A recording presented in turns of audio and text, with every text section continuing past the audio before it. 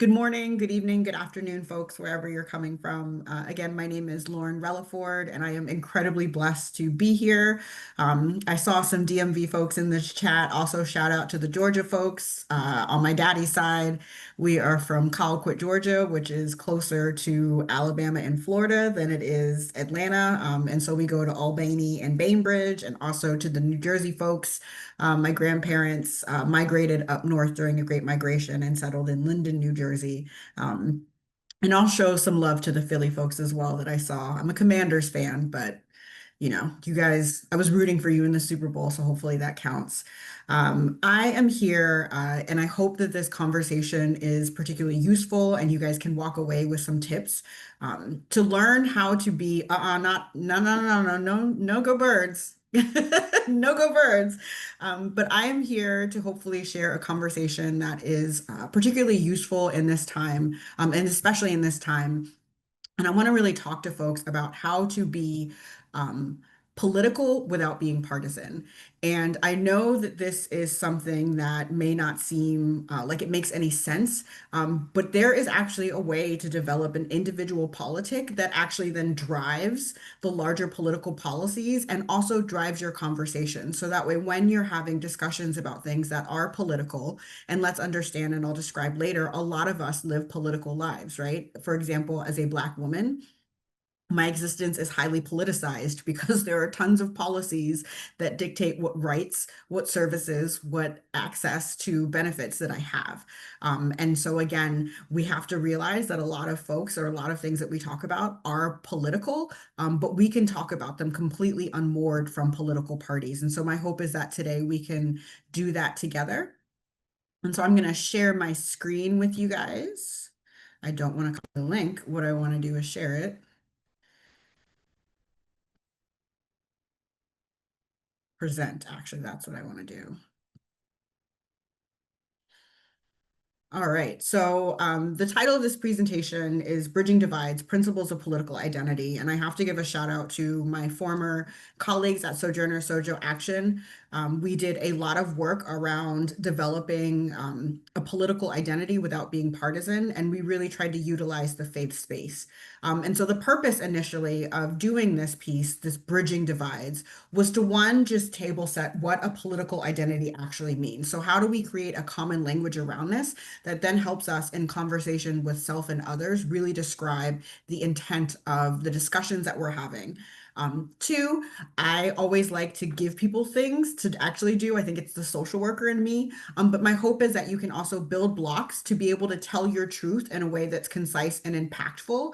One of the best, it was very hard to swallow, but one of the best piece of advices that I was ever given when I was 7 was when you talk about politics, sometimes you have to be able to divorce the emotion with it and just deliver it in very clear, concise, yet still thoughtful and passionate ways. And so my hope is being able to help you develop the skills that will allow you to articulate your politics in a way that people listen and really hear you. And then three, again, identifying ways to politically engage with others by identifying shared values and starting with that, and exploring shared policy priorities. So that way we're not going into it with the labels liberal, conservative, centrist, progressive, all of these things. It's no, these are my values. And these are then how my values inform the things that I support and the vision that I'm trying to create for others. So as a quick warm up, I would love for folks to, if you have a pen or just keep these in mind, think about two or three things that you know to be true about yourself and your morals and values. For example, I know that's true to myself, and I feel like I can say this in a faith space, is I genuinely believe that as human beings, we are created for the service of others. I am a Black Catholic and I ascribe to the Jesuit motto of for the greater glory of God and for the salvation of all mankind. And that means that anything we do in service, not just to mankind, but all of creation, pleases God. Because again, as we know, Jesus came not to be served, but to serve. And so when you have that kind of model, my general value, which then guides my politic, is How is this in service of others? How does this honor the inherent dignity and worth of folks? How does this also honor the inherent dignity and worth of relationships? And again, those are just basic values. So write those down. You can do that now, or of course, think about it, but this will really anchor you and then being able to have conversations. And it also sets the table to say, hey, this is what I believe in. I believe in serving others. Do you believe that? And that is a really great way to start a conversation as opposed to, I believe in this law or this policy, because those laws, again, are built on the premise of like what this is supposed to do to humanity. And so just take a step back. Now let's get a bit into this beautiful bean footage that may be a callback to those of you who remember the Bush's baked beans commercial. I really love to always refer to that. So if you've never heard of that, that's what I'm referring to. But here, when I say a political identity, what I am speaking about is how a person or a group of persons think of themselves in relation to politics and government. So really, again, this is highlighting your subjective values and intentions that are then assessed by members of society. And so when you have your political identity, I'm not saying label yourself again as a Republican or a Democrat or an independent or a liberal or conservative. Your political identity is again how you understand yourself in relation to your community, how you understand not just your rights, but your responsibilities to others in that community, and what then is the role of politics and government based on that understanding. When people have multiple political identities that form and are based off of a shared value, then it becomes a cultural identity. And this becomes really a group destiny where people or an ethnic group from which its members cannot withdraw from are then able to really expressly articulate a political identity or a cultural identity. It's really important to understand that folks can occupy both as an individual or as a group. And so while I'm talking about political identity as an individual, again, we can think about a group of persons, and then there's people that have a cultural identity, whether you're identifying with the culture of your values or like myself, you're identifying culturally as a Black woman, a first generation college student, those types of things. So let's again dig a little bit deeper into this political identity piece. And your political identity is everything that makes up our sense of self. So this includes your ethnicity. These are things that essentially, I should take a step back. These are things that are going to inform how you shape these things. And a lot of people don't really understand, again, that sometimes your political identity is informed by your experiences as an ethnic person, as someone of a certain religion, as someone of gender, class, ideology, nationality, and even your age and generation, in part because, again, these things are unfortunately or fortunately, depending on, where you stand inherently political. Again, being a woman is a political status because a lot of our care, a lot of our rights, a lot of our privileges or benefits are determined by laws, by politic.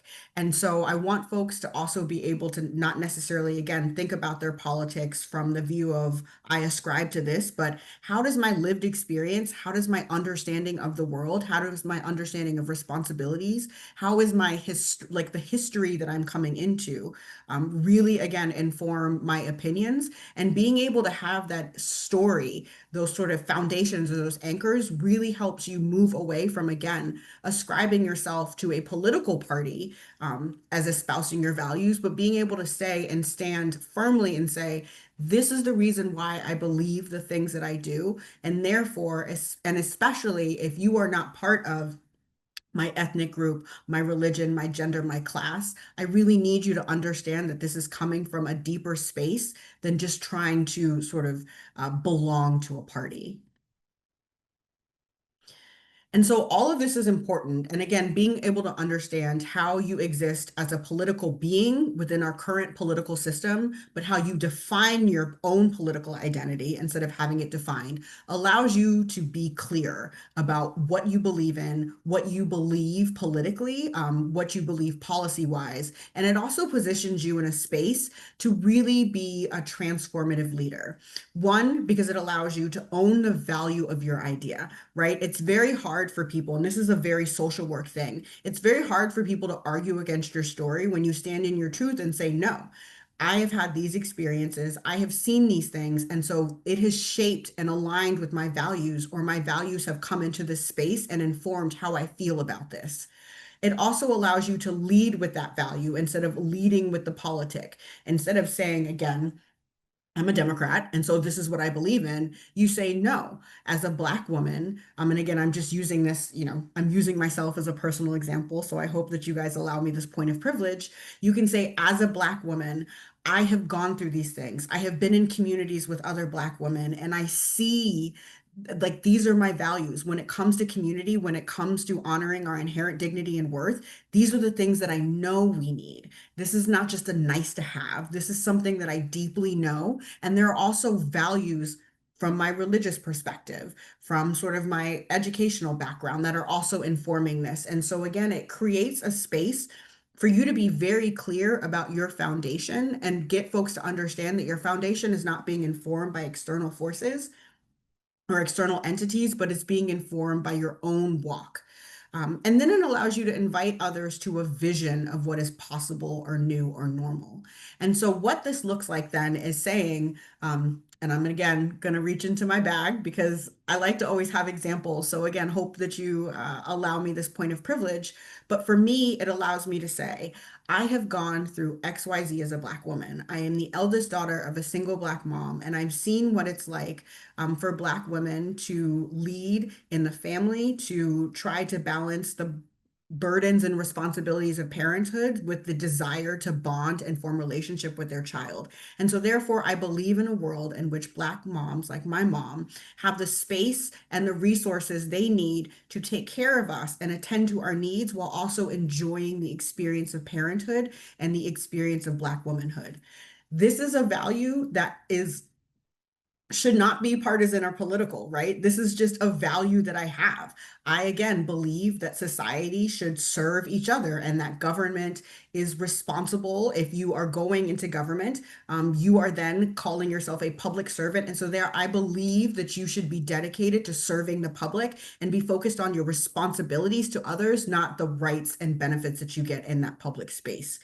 When you say that, you're opening the conversation in a way that you can then say, so don't you believe that as well? Or what do you imagine? Or how does this align? And it allows you to, again, have conversations that are hopefully more open and less, what's a good word? I could say caustic or toxic, because people are automatically going to be assigning biases and labels based off of what they know, but realizing that you're coming at them from a completely different perspective and you're coming at them from a value and an understanding and an identity that has been defined by you, not being defined by others.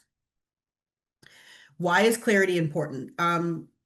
Clarity is important in general. Please be clear, I think is something that we can say even outside of a political realm. And so again, when we do the work of asking clarifying questions for ourselves, when we, seek to understand ourselves, we can then help people be understand us as well. Seek to understand, then to be understood.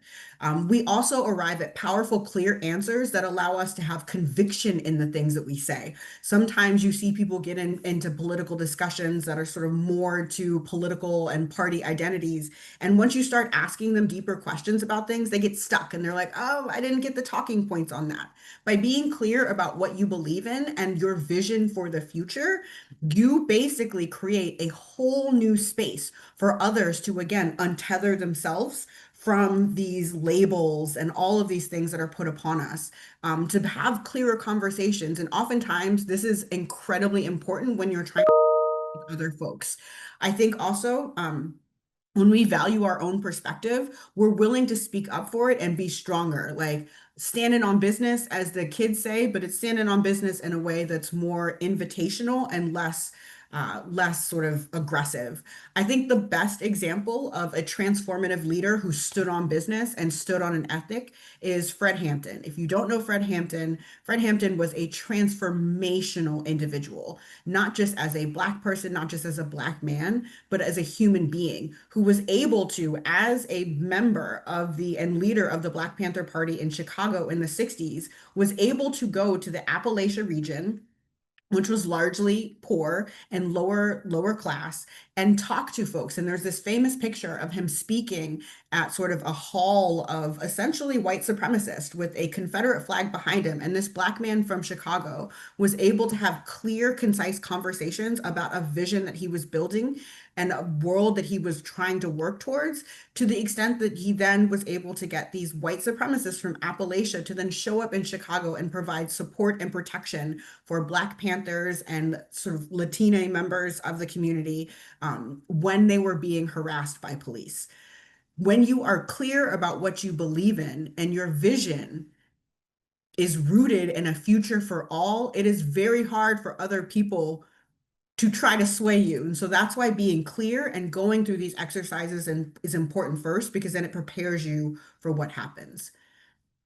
So, as a political clarity exercise, and don't you feel free to take pictures. I will make sure that these slides are shared. But here are just 6 really basic questions that you can ask yourself. One sort of in a pre-discussion, and then sort of reminders, especially when people are trying to tap dance on your nerves and really trying to get a rise out of you, to really maintain that balance and maintain your focus and come back to your principles, your values, your morals, your ethic.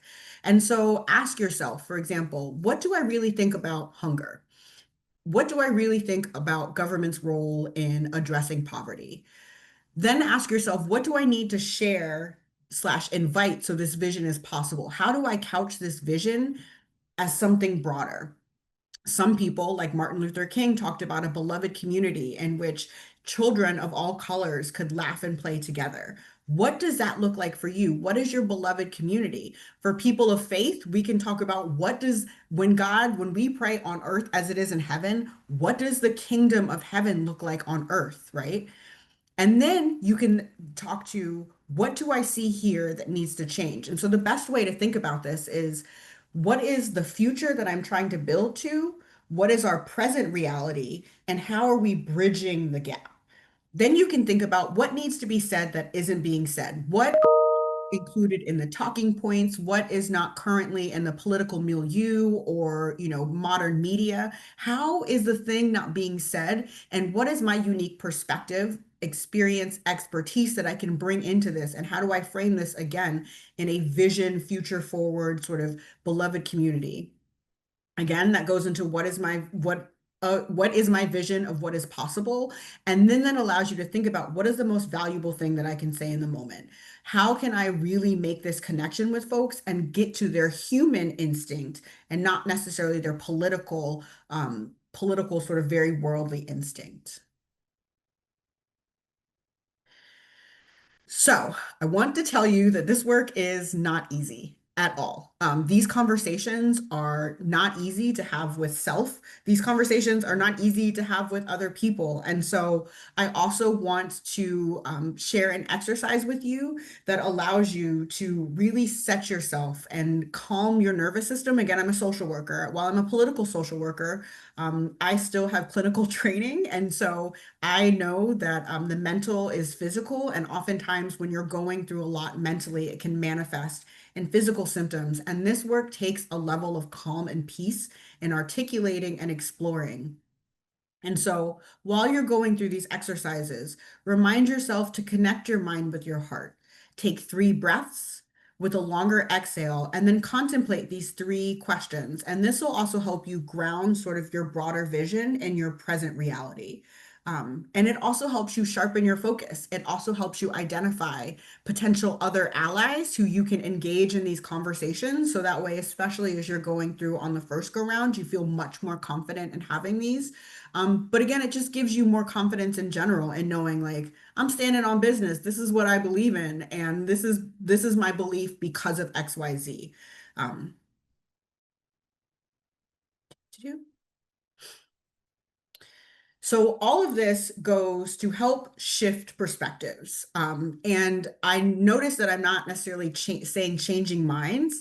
It's shifting perspectives. When you assign yourself such a big task as I have to change this person's mind, you've kind of already set yourself up to fail, in part because you are delegating an outcome and making yourself responsible for an outcome that you may not meet in the moment.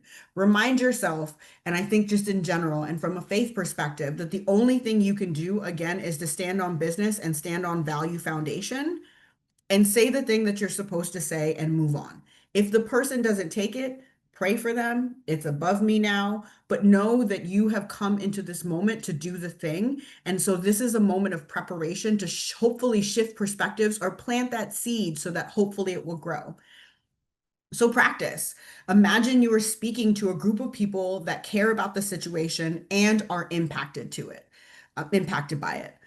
Also, think, what are some of the most challenging or major misconceptions people experiencing or perpetuating the experience have about that keeps discourse and progress stagnant? And this is really important because, again, a lot of folks, and I've learned, for example, have completely jacked misconceptions or perceptions about what poverty actually is. I've heard some people say that God has decided that everyone should be poor, which is definitely not in the Bible. And so it's always helpful for you to know and understand other perspectives. So that way, when you're crafting your vision and your values, you can address them in a way that's non-confrontational, but invites them into another way.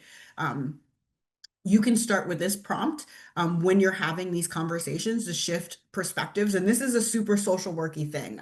If you've ever been in therapy, sometimes your therapist will say, uh, have you ever considered it this way? Sometimes people may have considered it that way, but in that moment, especially when you've presented such a compelling and personal and founded case that's rooted in values and ethic, it actually invites people to sit down and say, wow, I've never heard it this way, or wow, you're actually inviting me into the conversation. You're not accusing me or assuming how I'm thinking. And so saying like most people think or believe X, and that's where if you've done sort of the understanding of what the challenging or major misconceptions are, you can say most people think that poverty is a personal choice. But the reality, truth is that there are social and political determinants that unfortunately create systems that impoverish people. And so it's really important for us to understand this because poverty, as we believe, is not a good thing. And so, how are we as a group then reimagining this understanding and working forward based on this shared value? Some more exercises on shifting perspective. And again, these slides will be shared, but make a list of these sort of perspectives and circle one or two that feel like the most important to share and where you have the greatest chance to shift perspective. And this, I say, think about a group, and some of folks may already be like, I already know who I need to talk to. Like, we got to get this together. For me, it's members of Congress and their staff. Please don't indict me on this. It's not my fault that they're doing the things that they do. Some people are just lost in the sauce, but there are folks that we can still have conversations. And part of doing that conversational work and setting that narrative change to then build relationships, to then change systems, is making a list of one or two things that I know they're really stuck on, and figure out sort of how I present my values and my perspective and my own political identity in a way that allows them to open up their own hearts and minds and beliefs and hopefully shift that perspective. Um, like I said, sharing a perspective shift message can be transformational. From an individual level, you see it when you're working with a patient and you've introduced a new way of thinking. What if you are actually worthy of love? And you can see people's eyes like, oh my gosh. And that in part is because science, and I'm going to bring a little science in here, I'm a little nerdy. When you're doing trauma work or you're working with people whose beliefs are deeply entrenched, I think it's you have like 2.3 milliseconds um, to actually change their minds based off of like how the brain receives the information in the neurons. And so when you get to that moment where it stops the loop and you introduce new information, the loop may not change immediately, but again, you've planted this seed in someone's head that they cannot walk away because, again, you've presented the information in a way that invites them into the conversation and sort of asks them to come into your vision of beloved community, your vision of kingdom on, on earth as it is in heaven. And then again, it creates curiosity for others to want to learn and hear more, especially when you're not coming at it as like a why, like, I can't believe you believe this, da da da da. But it's like, hey, I believe this, and this is what I believe in. Is this something like it sounds like in the conversations that we're having, it's something that you also agree on? Or, how do you feel about that? Again, before you get into the hard, concrete conversations of this is how we need the system to change, or this is what systems change looks like. I have a few more slides, but I want to be mindful of time and make some room for conversation. But again, this is just a reminder that the points of connection are you create that connection with yourself. And by understanding self, you can then really shape your message in a way that's true and fully comprehensive to what you believe in and what you understand in your own experience. And then once you've become connected and clear with yourself and connected and clear with your message, then you can go out and be connected and clear with others, right? You can't invite people into a home when it doesn't have a roof or when the plumbing isn't working. Build your own home on a solid foundation and then invite the people to come in. Also, when you connect with yourself, these are just three things to remember.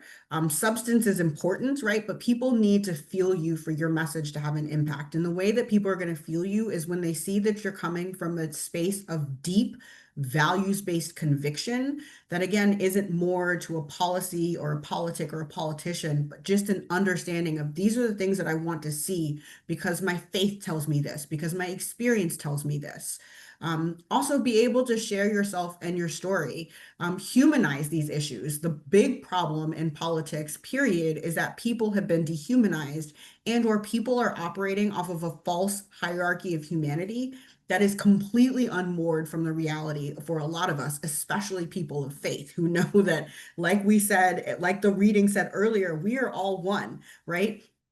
Like First Corinthians 12 says, when one suffers, we all suffer. When one shares in the joy, we all share in the joy. Um, we're all one body, like connected to one stem, one head. That's Jesus. So again, being able to share your story also allows people to see themselves in your reality. And again, it's very hard for people to argue with your lived experience because you could be like, were you there? I don't think so. Um, Also, a reminder, and I would be remiss as a social worker and a trauma-informed social worker to remind folks that being able to share your story and being able to engage in this work requires a deep level of internal safety to be yourself in speaking. And so this does require practice. Do this on your own, like the previous slide said. Make sure that you're comfortable with the material. Make sure that you've really thought things through, done a values-based inventory before, again, you try to evangelize others, because you don't want to, again, invite people into a home that's not built on a solid foundation and then have the roof collapse and then y'all are all in a boondoggle. When you're sharing your message, make sure that you ask clarifying questions or invite clarifying questions in to support confidence in your message or perspective. Leverage your own, again, perspective shift to open conversation with others. If you have come to a place along in your own self-examination or in your understanding of a problem, let folks know like this is entirely possible to go from, A to B. And it's actually good and it's actually safe. And then again, the easiest way I can say number three is stand on business. Like if you really believe this, then this is where you are. And so there is a need to be solid in your foundation before you go out and speak to others. And then when you create that connection with others, this is actually sign language for connection. I learned it from my cousin who's a first grade teacher, and she was teaching her first graders some sign language. When you have that connection with others, it helps you break your nervousness or fear of the others. It also allows you to see the human in them. In Sunday school, I was taught, and this is traditional Catholic, um, you never know who's Jesus in disguise. So never overlook someone, especially when they're asking for help. So see the spirit, see the image of God reflected in them to make sure that you're approaching them in a respectful way. And this also helps you sort of stay focused and peaceful and balanced, even when they may act crazy. And then again, before you speak, ask yourself, is this for me or is this for other people? Is this for me to create a platform so that way I can get fame and glory off of this? Or am I genuinely like committed to this cause? Am I genuinely committed to this vision? And I really want others to come along. And then be able to also express, this is what I want for you. Like, this is why I'm sharing this with you because this vision is inclusive of us, of you. And this matters because, again, when one shares in the joy, we all share in the joy. And when you suffer, I suffer. Here are some slides on energy, mastery, and safety that you can use as well. It's also really too important to remember that when energy mastery, because a lot of this is also energy work, right? You're trying to shift the flow of energy from something that can be very negative to something that's positive. Welcome it. Be excited about it. Be excited when this person is like, well, maybe, and you're like, well, maybe what? What are you thinking? Try to practice putting yourself in uncomfortable situations. So practice with someone else and be curious about the energy when it's coming up in yourself and others and explore that. As you're practicing individually, say, why is this thing coming up? What am I actually thinking? What am I actually feeling? Because this being clear with yourself and being in control of your energy is going to help you be in control in situations, especially when the conversation can get a little hairy. And so as a closeout, one of the questions I think I can ask for folks, just to start off with, of course, I invite your own questions, or sort of what are some aha or takeaways that you were leaving today's session with? And then you don't necessarily have to answer this in the chat or out loud, but think about who you might practice this with. Think about people that you think are similarly aligned with, because sometimes you'll find out that not everyone has the same perspective, and that's a great way to practice in a safer environment before you go out and speak with folks you do not think have any sort of similarities in values and perspective.